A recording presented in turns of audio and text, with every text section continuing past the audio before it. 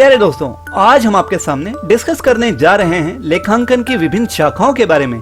चलिए शुरू करते हैं। वित्तीय लेखांकन।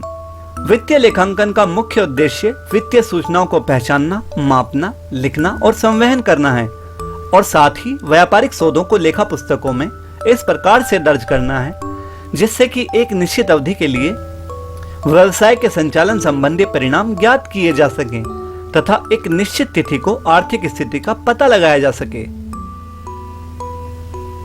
लागत लेखांकन।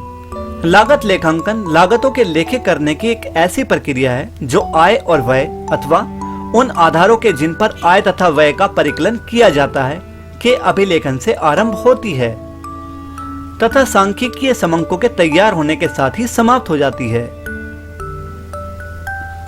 लागत लेखा विधि में वर्तमान लागत के साथ साथ भावी व्ययों पर भी विचार किया जाता है। प्रबंध लेखांकन। प्रबंध लेखांकन से तात्पर्य लेखांकन एवं सांख्यिकीय परिविधियों की सूचना को प्रस्तुत करने तथा उसका निर्वचन करने से है ताकि उसका विशिष्ट उद्देश्य के लिए प्रयोग किया जा सके।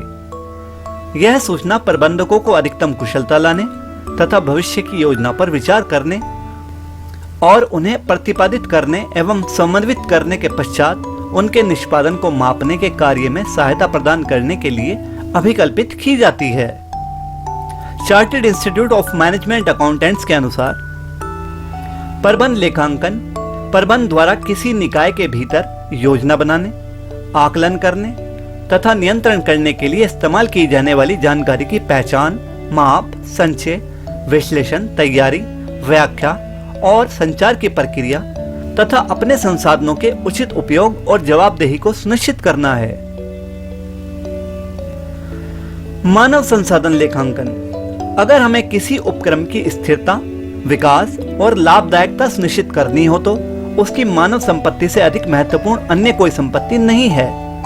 इसकी महत्ता तब आसानी से समझी जा सकती है जब उत्पादन के अन्य साधन, पूंजी, सामग्री, मशीनें आदि सब उपलब्ध हों और श्रमिक उपलब्ध न हों।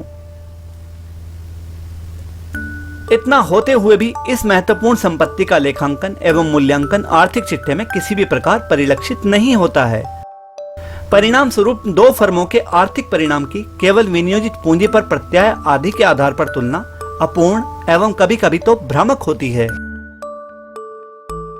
लेखांकन में इस कमी को दूर करने के लिए मानव संसाधन मूल्यांकन एवं लेखों में दर्ज कर वित्तीय परिणामों में प्रदर्शित करने की एक नई प्रणाली विकसित हुई है जिसे मानव संसाधन लेखांकन के नाम से जाना जाता है। अमेरिकन अकाउंटिंग एसोसिएशन की मानव संसाधन लेखांकन समिति के अनुसार मानव संसाधन लेखांकन मानव संसाधनों को पहचानने, इसका आंकड़ों के रूप में मापन करने और इस सूचना को संबंधित पक्षों तक संवहित करने की प्रक्रिया है। मुद्रास्फीति लेखांकन। बीते हुए समय की दीर्घ अवधि की मूल्य स्थिति को देखा जाए तो एक बात सर्वमान्य स्पष्ट है कि विश्व में प्रत्येक वस्तु के मूल्य में सामान्यतः वृद्धि हुई है। द्वितीय विश्व युद्ध के बाद मूल्य सूचकांकों में परिवर्तन की गति बेहद तीव्र हुई है। मुद्रास्फीति की इस स्थिति ने व्यावसायिक जगत में आर्थिक परिणामों की तुलनीयता को निरर्थक बना दिया। मुद्रास्फीति के इस दुष्परिणाम का प्रभाव शून्य पर वास्तविक परिणामों की जानकारी करने के लिए मुद्रास्फीति मूल्य सूचकांकों की सहायता से लाभ हानि खाते को समायोजित किया जाता है और इसी प्रकार से चिट्ठे में स्थायी संपत्तियों के मूल्यों को समायोजित किया जाता है। पुनर्मूल्यांकन द्वारा भी अंतिम खातों को तैयार किया जाता है। वर्तमान में इस लेखांकन की दो विधियां वर्तमान लागत लेखांकन तथा वर्तमान क्रय शक्ति लेखांकन प्रचलन में है। सामाजिक दायित्व लेखांकन। वर्तमान कुछ दशकों से व्यवसाय में सामाजिक दायित्व की विचारधारा का प्रादुर्भाव हुआ है। बदलते हुए सामाजिक मूल्यों और आशाओं ने समाज में व्यवसाय की भूमिका के बारे में विचार को बढ़ाया है और यह विचार व्यवसाय के सामाजिक दायित्व की प्रकृति पर केंद्रित हो गया है।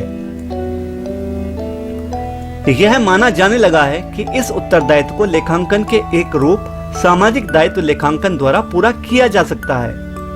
चूंकि व्यवसाय उत्पादन के साधन स्थानीय स्रोतों से प्राप्त करना है, अतः पर्यावरण में उसके कारण अनेक हानिकारक परिवर्तन होते हैं। सामाजिक लेखांकन के अंतर्गत सामाजिक लाभानी खाता तथा सामाजिक चिट्ठा तैयार करके एक व्यवसाय यह दर्शा सकता है कि उसने सामाजिक उत्तरदायित्व का निर्वाह किस सीमा तक किया है।